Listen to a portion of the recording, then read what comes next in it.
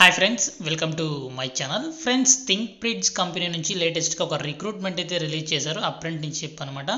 Software engineer job రోల్కి సంబంధించి వీళ్ళు రిక్రూట్మెంట్ అయితే రిలీజ్ చేయడం జరిగింది. పూర్తిగా రిమోట్ జాబ్ అనమాట. హ్యాపీగా మీరు ఇంటి నుంచి వర్క్ అయితే చేసుకోవాల్సి ఉంటుంది. సో ముందుగా ఫ్రెషర్స్ నుంచి ఎక్స్పీరియన్స్ ఉన్న వాళ్ళు ఎవరైనా సరే అప్లై చేసుకోవచ్చు. సో దీనికి సంబంధించి ముందుగా ఎలిజిబిలిటీ క్రైటీరియా చూసుకున్నట్లయితే బ్యాచిలర్స్ డిగ్రీ ఇన్ ఇంజనీరింగ్ అని ఇవ్వటం జరిగింది. సో బ్యాచిలర్స్ డిగ్రీ చదివిన వాళ్ళు ఎవరైనా సరే అప్లై చేసుకోవచ్చు.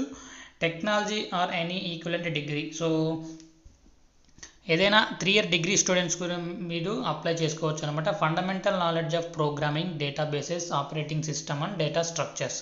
సో ప్రోగ్రామింగ్ లాంగ్వేజెస్ పైన స్కిల్స్ ఉండాలి. డేటాబేస్కి సంబంధించి కానీ, ఆపరేటింగ్ సిస్టమ్కి సంబంధించి కానీ, డేటా స్ట్రక్చర్స్కి సంబంధించి కూడా మీకు మంచి నాలెడ్జ్ అయితే ఉండాలన్నమాట. సో ఎస్క్యూఎల్కి సంబంధించి, అంతేకాకుండా కోడింగ్ సంబంధించి మీకు నాలెడ్జ్ ఉంటే సరిపోతుంది అనమాట. సో కంపల్సరీ మీకు ఇంగ్లీష్ కమ్యూనికేషన్ స్కిల్స్తో పాటుగా verbal and return communication skills కూడా ఉండాలని ఇక్కడ డీటెయిల్స్లో మెన్షన్ చేయడం జరిగింది. సో ఇక సెలక్షన్ ప్రాసెస్ చూసుకున్నట్లయితే ఆన్లైన్లో మీకు టెక్నికల్ టెస్ట్ అనేది ఒకటి ఉంటుంది అనమాట.